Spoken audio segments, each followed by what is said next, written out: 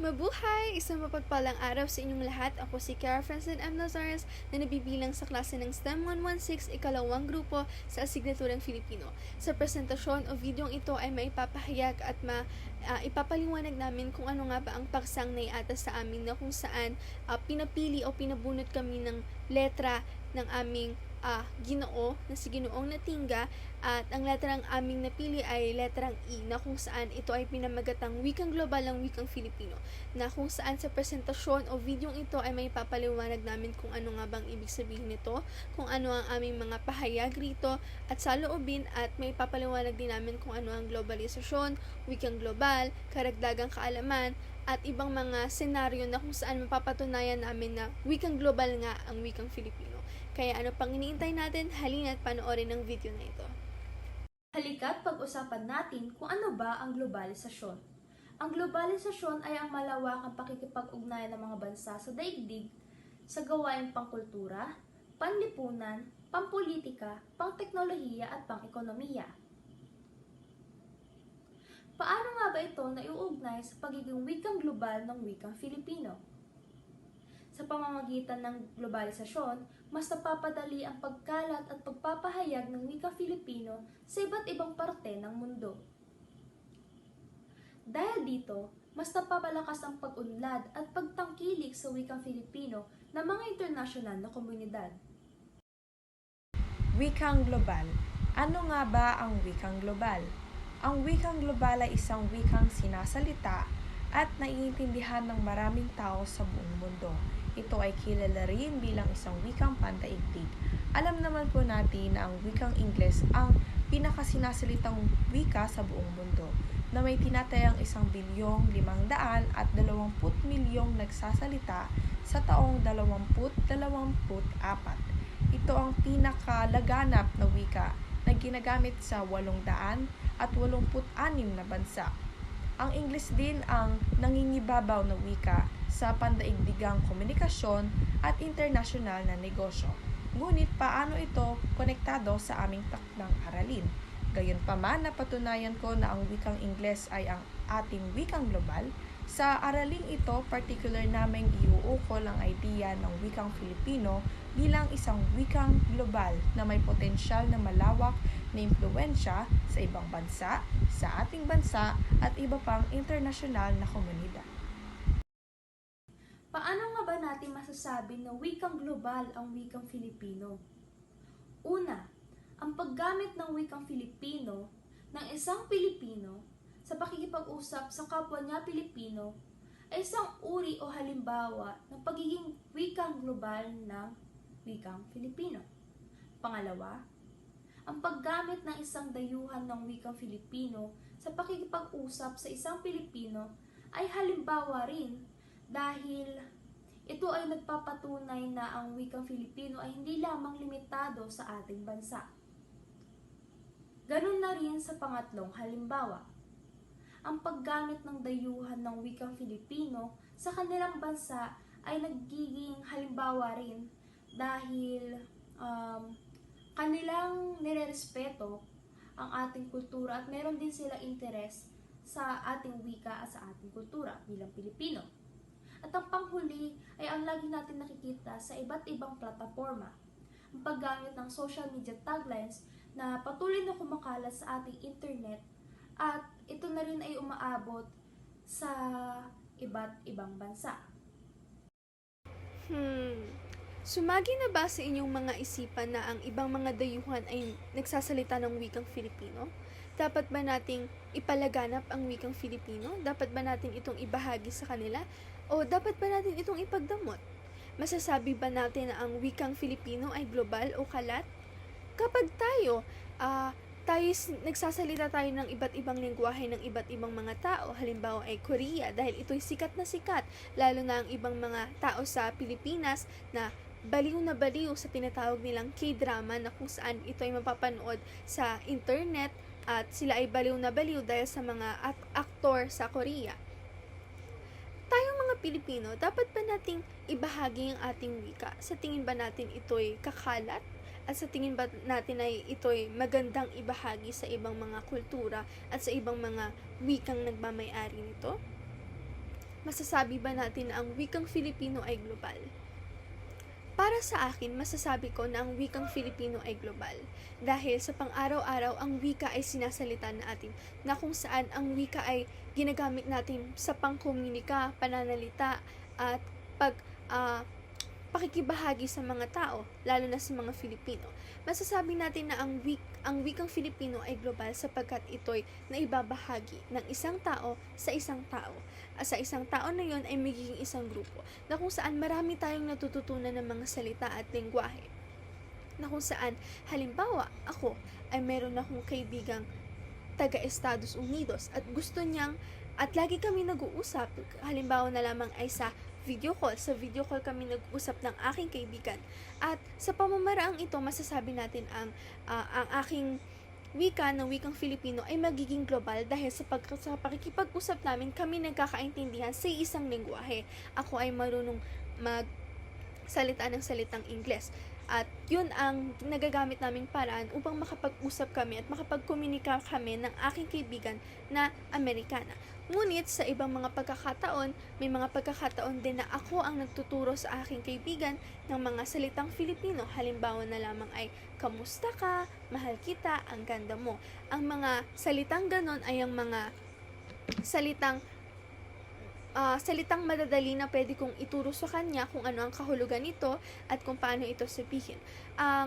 Nakita natin na ang proseso na yun ay palitan, kumbaga ako ay nagbabahagi ako ng aking wika at siya rin ay nagbabahagi ng kanyang wika. Na kung saan sa pamamaraang iyon, ang wikang Filipino ay nagiging laganap dahil hindi natin alam na halimbawa na lamang ay tinuruan ko siya ng isang salitang Filipino, pwede niya yung sabihin sa kanyang kaibigan pa sa Amerika. At para sa akin ito'y walang problema ito sa akin dahil kung sa magandang paraan niya naman ito gagawin ay wala akong nakikitang problema rito. Masasabi rin natin ang wikang global ng Filipino gamit ang globalisasyon.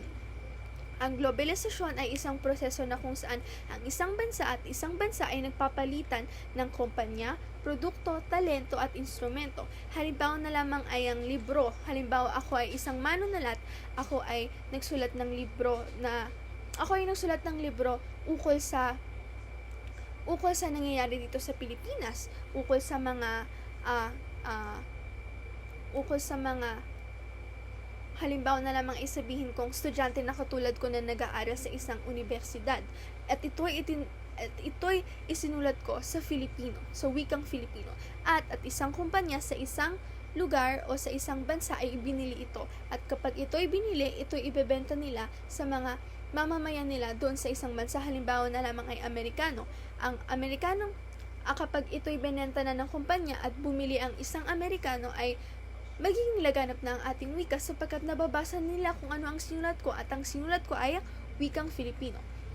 Doon sa pamamarang iyon ay tinatawag na globalisasyon na kung saan meron isang paraan, meron tayong mga Filipino o ibang mga dayuhan na ginawa ng paraan upang mabasa o maibahagi natin ang ating wikang atin. At ito ay binahagi ko sa libro. Dahil ako nga isang manunulat, isinulat ko ito sa wikang Filipino.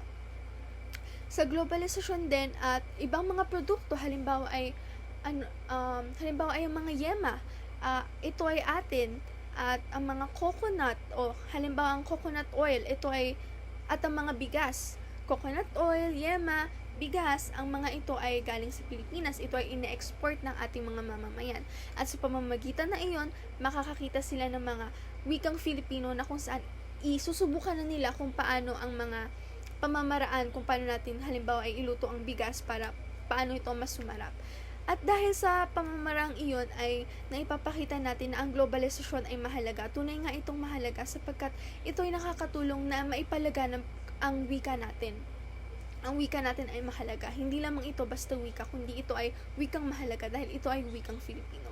Halimbawa na lamang ay magbibigay ulit ako ng halimbawa. Halimbawa ay ako. Ang nanay ko ay OFW sa Israel at siya ay may inaalagaan ng mga bata at tuwing kami nag-uusap din, nag-usap kami online, nakikipag-usap ako sa kanyang mga alaga sa ibang bansa at marunong na sila magsalita ng Filipino sapagkat tinuturuan ko sila na kung saan ito'y magiging laganap sapagkat nagkaroon sila ng kaalaman gamit ang isang Pilipino. Halimbawa na lang din ulit ay ang social media, internet. 'Di ba? Kapag tayo ay gumagamit ng social media, alam naman natin na ang internet ay sobrang lawak at ito ay nakakarating sa kung saan-saan sulok ng daigdig. Halimbawa, ako ay nagpost ng isang Filipinong salita. Halimbawa ay ito ay naging popular sa Twitter at sa Google. Ang hashtag na sana all. Ito ay pinaghalong sana, ibig sabihin ay ito ay salitang Filipino at all, ibig sabihin ng lahat. So, ito ay naging Taglish. Sa pamamarang ito, ang globalisasyon ay lumalaganap. Lumalaganap ang ating salita dahil ginagamit ito ng ibang mga gumagamit ng internet. Halimbawa ay ang mga dayuhan. Ito ay all over the world o sinasabing sa Asia ito galing.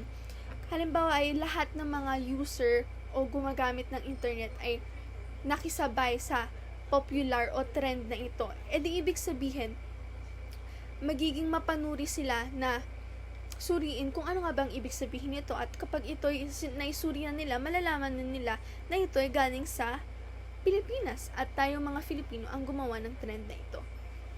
Kaya, masasabi ko na ang wikang Filipino ay wikang global dahil ito ay laganap na sa buong daigdig at alam naman natin na ang wikang Filipino ay madaling kumalat dahil sa social media at internet. Kakasabi ko lamang at ito ay halimbawa ay meron tayong isang paksa ukol sa Pilipinas, ito ay isang pindot lamang ng isang manggagamit ng internet ay makikita na agad niya kung ano nga ba ang nilalaman nito. Kaya masasabi ko na ang wikang Filipino ay wikang global sapagkat ito'y laganap at ginagamit natin araw-araw. At marami pang ibang paraan kung paano natin makapatunayan na ang wikang Filipino ay tunay ngang wikang global. Wikang global ang wikang Pilipino. Sinasabi dito na isa itong konsepto na naglalayong palawakin ang paggamit at pagkilala sa wikang Pilipino. Hindi lamang sa loob ng Pilipinas kundi pati na rin sa iba't ibang bansa. Maaari nating mapalawak o mapalaganap ang wikang Pilipino sa pamamagitan ng mga nagtatrabaho sa iba't ibang bansa o yung mga OFW dahil maaari nilang maimpluwensyahan ang mga dayuhan upang gamitin at linangin nila ang wikang Filipino. Ang paggamit ng wikang Filipino ay hindi lamang upang makipagkomunikasyon. Maaari rin natin itong gamitin sa pagkilala o identidad at ang ating mga kultura. Sa panahon ngayon na lumalaganap ang teknolohiya, ay mas maraming paraan upang ipagmalaki at mapalaganap natin ang wikang Pilipino, tulad ng sining, pelikula at musika. Sa mga paraang ito ay mas maipapakita natin kung ano ang kahalagahan ng wikang Filipino sa mga banyaga. Sa nagsasabing global ang wikang Pilipino, ay hinahangad nila na maitaguyod ang wikang Pilipino bilang isang wikang makapangyarihan, mayaman at may kakayahang makipagsabayan sa pangapatnaigdigang wika. Layunin din nilang palakasin ang ugnayan ng mga Pilipino sa iba't ibang mga bansa sa pamamagitan ng pagpapalaganap ng kultura at kaalaman sa sariling wika. Ang wikang Filipino ay itinuturing na rin na isang wikang malago o maunlad sapagkat nagagamit na ito sa iba't ibang sulok ng mundo, lalo na't ang wikang Filipino ay isa sa pangunahing wikang gamit na gamit sa Estados Unidos. Sa pag-usbong ng panahon, masasabi ko na ang wikang Filipino ay lumalago sapagkat nagagamit na rin ito sa iba't ibang parte ng mundo. Sa lumalaki pang bilang ng mga overseas Filipino worker o OFW sa ibang bansa upang kumita ng pera, ang ating kultura at wikang Filipino ay naibabahagi pa sa iba't ibang sulok ng mundo. Dahil rito, pwedeng maimpluwensyahan ng mga banyaga na tangkilikin at mahalin ang kultura at wikang Filipino. May mga banyaga na inaaral at natututo ng ating wika. Ang iba pa sa kanila ay mas magaling pa sa isang tunay na Filipino. Ayon sa aming pagsasaliksik, kasama ang wikang Filipino sa ginagamit na wika sa Estados Unidos, marahil sa mga Pilipino na naghahanap buhay at naniniran sa bansang iyon. Dahil rito, masasabi na ang wikang Filipino ay ganap na wikang global. Narito ang listahan ng mga lengguwahe na ginagamit sa bansang Estados Unidos. Una, Ingles. Pangalawa, Spanish. Pangatlo, Chinese. Pangapat, Tagalog kasama ang Pilipino, pang-4, Vietnamese, pang-6, French. Alam niyo ba na ang wikang Pilipino ang wikang pambansa ng Pilipinas? Siyempre. Pero, alam niyo rin ba na ito ay tinuturing na bilang isang opisyal na wika ng Pilipinas? Ipinasa ng Pambansang Kapulungan ng Pilipinas ang Batas Commonwealth bilang 570 noong Hunyo 7, 1940. Na inihayag na ang pambansang wikang Pilipino na ang itinuturing na opisyal na wika ng Pilipinas. Ito ay nagkabisa lamang noong Hulyo 4, 1946, kasabay ng inaasahang kalayaan ng bansa mula sa Estados Unidos.